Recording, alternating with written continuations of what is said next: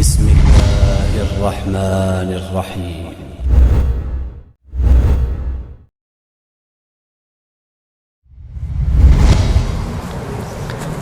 بسم الله الرحمن الرحيم. السلام عليكم ورحمة الله وبركاته.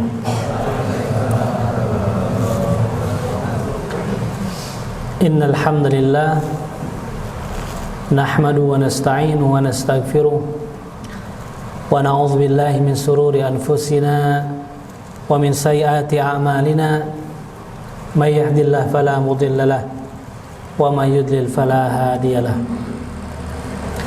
أشهد أن لا إله إلا الله وحده لا شريك له وأشهد أن محمدا عبده ورسوله. اللهم صل وسلم وبارك على محمد وعلى آله وأصحابه ومن تبعهم بإحسان إلى يوم الدين وبعد. فقال الله تعالى في القرآن الكريم: أعوذ بالله من الشيطان الرجيم. إنا أنزلناه قرآنا عربيا لعلكم تعقلون. Al-ayah.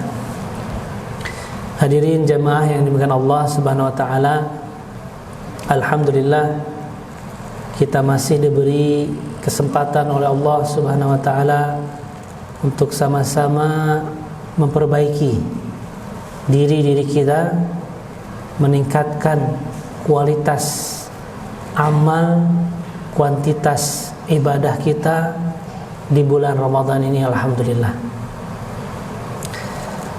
Pada hari ini, para hadirin yang dimuliakan Allah Subhanahu wa taala, sebagaimana kita fahami dan maklumi bersama bahwa Al-Quran adalah kalamullah. Al-Quran adalah firman Allah Ta'ala yang turun kepada baginda Nabi SAW, Al-Munazzal ala Muhammadin Sallallahu Alaihi Wasallam, Al-Muta'abbad bitilawatihi, yang menjadi ibadah bagi orang yang membacanya bilisanin Arabiyyin mubin, dengan menggunakan bahasa Arab yang mubin, yang jelas, yang nyata. Dengan kata lain bahwa Al-Quran adalah satu mukjizat yang Allah berikan kepada manusia dan menggunakan bahasa manusia. Walaupun Al-Quran adalah kalamullah, firman Allah, tapi Allah memilih salah satu di antara sekian banyak bahasa yang ada di dunia ini, yaitu bahasa Arab. Sehingga bahasa Arab sebenarnya tidak bisa dipisah-pisahkan dengan Al-Quran. Ketika kita mau mencoba memahami Al-Quran, mempelajari Al-Quran, ketika kita mulai mau membaca Al-Quran, maka yang kita baca huruf hijaiyah yang pertama juga itu adalah huruf Arab, abjad Arab. Ketika kita sudah mencoba menyelami Al-Quran, mau berpindah kepada hadis Nabi sallallahu alaihi wasallam, mempelajari bagaimana hadis itu, bagaimana isi hadis itu, dan mencoba memahaminya, maka kita juga akan dibenturkan dengan bahasanya. Dan tentu saja bahasa baginda Nabi SAW, sosok manusia terbaik yang pernah hidup 1400 tahun yang lalu, itu adalah orang Arab dan berbicara dengan bahasa Arab. Maka kita pun tidak bisa lepas dari bahasa Arab. Maka seorang mukmin, seorang muslim, sejatinya dia mau tidak mau, suka ataupun tidak suka, dianggap susah ataupun mudah, dia harus belajar bahasa Arab. Kita tahu bahwa seorang sahabat Umar radhiyallahu anhu, ketika sejarah menerangkan kepada kita, Umar bin Khattab radhiyallahu anhu seorang sosok sahabat yang begitu tegas, keras, yang dulu adalah orang yang menentang dakwah Rasulullah SAW di Mekah. Ketika ada seorang manusia mengaku sebagai utusan Allah, sebagai nabi, kemudian terjadilah krisis di Mekah. Baik itu dimulai dari krisis sosial, kemudian nanti berkelanjutan ke krisis ekonominya, dan juga krisis politik. Maka Umar, seorang sosok pemuda yang cerdas, berkeyakinan kalaulah Muhammad ini dihabisi, maka barangkali krisis-krisis yang terjadi dimulai dari krisis sosial ini akan selesai dengan sendirinya. Karena semakin hari dakwah Rasulullah SAW semakin meluas dan semakin banyak pengikutnya. Dan Rasulullah SAW tentu saja memerangi berhala-berhala yang ini sudah menjadi bagian dari ritual peribadahan mereka. Maka singkat cerita, Umar akan menghabisi baginda Nabi SAW. Sudah membawa pedang, ya, dan siap dengan konsekuensi apapun, ya, jika harus menyerahkan diri karena telah membunuh Muhammad, dan nanti Bani Hashim menuntut untuk melakukan hukuman yang sama, maka Umar siap dengan konsekuensi itu. Artinya Umar seorang yang tegas, yang berani mengambil resiko. Tetapi kita tahu qadarullah, ketika Umar hendak membunuh Rasulullah SAW, ternyata Umar mendengar adiknya Fatimah, juga adik iparnya, suaminya, itu sudah masuk Islam. Maka betapa marahnya Umar, sehingga datanglah sebelum menghampiri rumah Rasulullah, datang dulu ke rumah adiknya dan mempertanyakan, apakah kamu benar sudah masuk Islam? Dan ternyata qadarullah, sesampai di rumah adiknya, maka Umar mendengar surat Toha. Barangkali bapak-bapak juga sudah melihat bagaimana cerita ini. Sekarang sudah banyak di TV ditayangkan kisah Umar. Ya, kemudian setelah mendengar Fatimah membaca surat Toha, maka Umar penasaran, apakah ini yang dibawa oleh Muhammad? Iya, inilah yang dibawa oleh Muhammad. Mana, boleh aku baca? Tidak, kamu terlalu kotor untuk menyentuhnya, untuk membacanya. Ketika Umar mendengar surat Toha, ya, yang tentu saja kita tahu, a'udzubillahi minasyaitonirrajim, Toha ma anzalna 'alaikal qur'ana litashqa illa tadhkiratan liman yakhsha tanzilan mimman khalaqal arda was samawatil 'ula ar-rahmanu 'alal 'arsy istawa lahu ma fis samawati wa ma fil ardi wa ma bainahuma wa ma tahta tsara, dan seterusnya. Maka apa reaksi Umar? Umar rontok hatinya, berbalik. Yang awalnya ingin membunuh baginda Nabi SAW, justru rontok hatinya 180 derajat berbalik, ingin masuk Islam.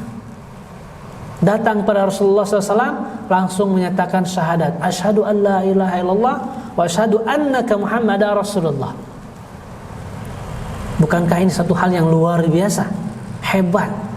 Al-Quran ketika didengar oleh seorang sosok Umar, dia bisa meluluh lantahkan hatinya, merontokkan hatinya, langsung masuk Islam hari itu juga.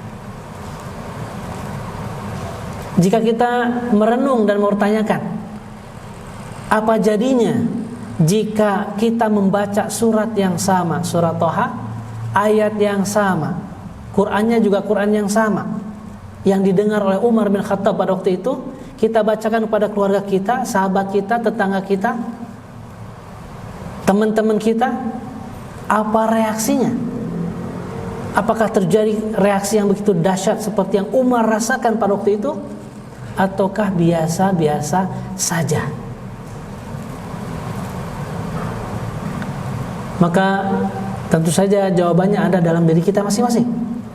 Kalau kita bertanya, siapa Umar? Umar adalah orang Arab, tinggalnya di Jazirah Arab, tumbuh besar di Arab, berbahasa Arab, sehari-harinya makanan Arab, paham betul tentang bahasa Arab, berbicara dengan bahasa Arab, bahkan barangkali ketawanya pun pakai bahasa Arab. Jadi ketika Umar mendengar Quran, maka dia memahami apa yang dia dengar. Maka pemahaman itulah yang merubah diri Umar.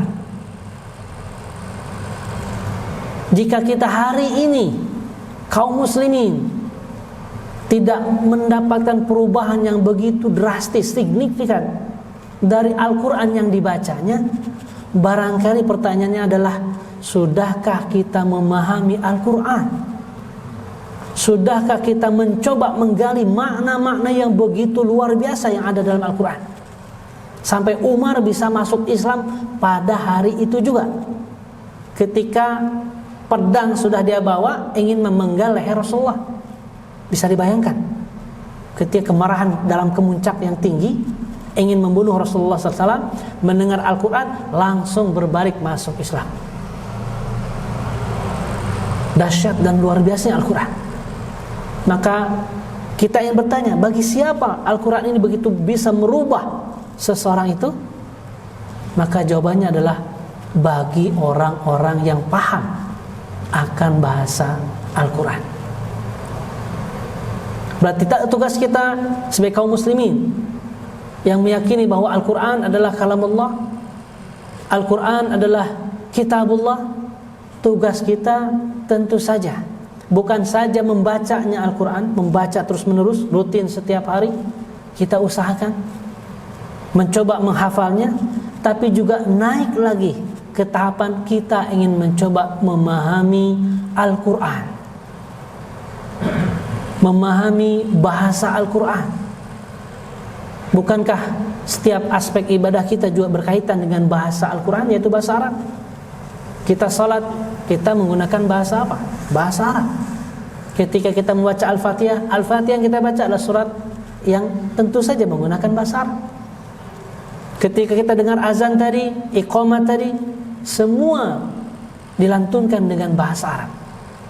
Artinya sebenarnya untuk kaum muslimin, bahasa Arab adalah suatu hal yang sudah menjadi familiar. Tapi seolah-olah hari ini ketika ada orang yang belajar bahasa Arab, orang mengatakan, kamu mau pergi ke Arab? Kamu JTKI? Kamu JTKW? Padahal bahasa Arab sudah begitu dekat dengan kaum muslimin.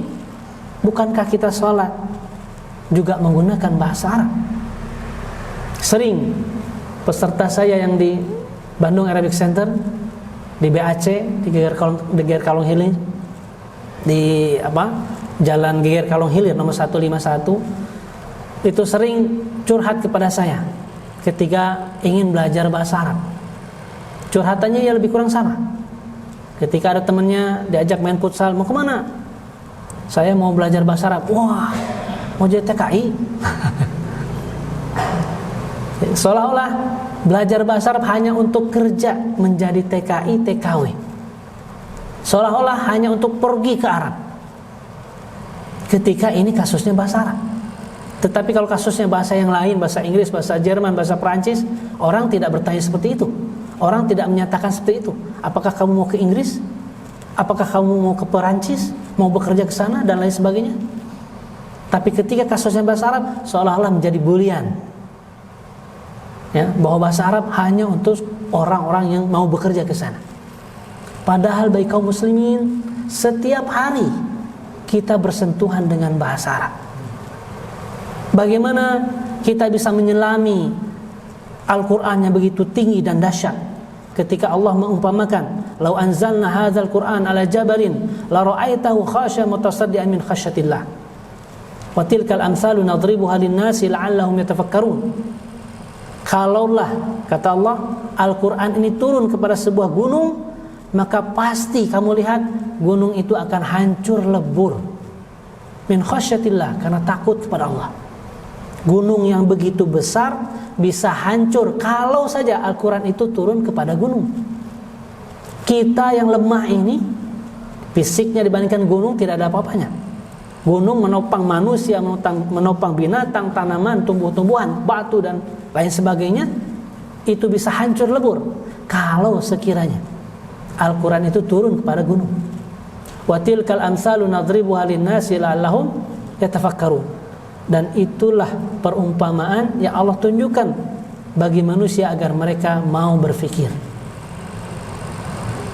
Maka ketika seorang mukmin, seorang muslim, dia sudah mencoba berusaha memahami Al-Quran. Terlebih lagi misalkan ketika dia sholat, minimalnya bacaan sholat yang dia baca, dia memahaminya, mencoba menyelami apa makna yang terkandung. Setiap hari saya membaca ini, apakah saya sudah paham apa artinya? Sudah tahu apa maksudnya? Maka memahami ayat-ayat yang kita baca juga dalam salat itu diantara cara kita mendapatkan kekhusyuan di dalam salat, sehingga tidak kemana-mana pikirannya. Kita fokus kepada bacaan kita. Apalagi yang sudah belajar bahasa Arab, dia mulai mencoba memahami dengan i'rabnya, dengan bentuk katanya, kata kerja, kata benda dan lain sebagainya, sehingga dia ketika dalam salat tidak berpikir kemana-mana, tapi dia fokus, khusyuk terhadap bacaan yang dia baca. Maka ini semua hanya bisa kita dapatkan ketika seorang muslim mau mempelajari bahasa Al-Quran itu sendiri. Dan tentu saja pengaruhnya begitu dahsyat dan luar biasa. Dan kita tahu bahwa peradaban dulu, peradaban kaum muslimin adalah peradaban yang bahasa pemersatunya adalah bahasa Arab itu sendiri. Mudah-mudahan ada manfaat dan gunanya dalam kesempatan yang ringkas kali ini. Mohon maaf jika ada kekurangan dan kesalahan. Rabbana la tu'akhidna in nasina wa akhtana. Rabbana wa la tahmil alaina isran kama hamaltahu 'alal ladzina min qablina. Rabbana wa la tuhammilna ma la taqata lana bih wa'fu 'anna waghfir lana warhamna anta maulana fansurna 'alal qaumil kafirin. Rabbana atina fid dunya hasanah wa fil akhirati hasanah wa qina adzabannar. Aqulu qouli hadza wa astaghfirullah li wa lakum. Assalamualaikum warahmatullahi wabarakatuh.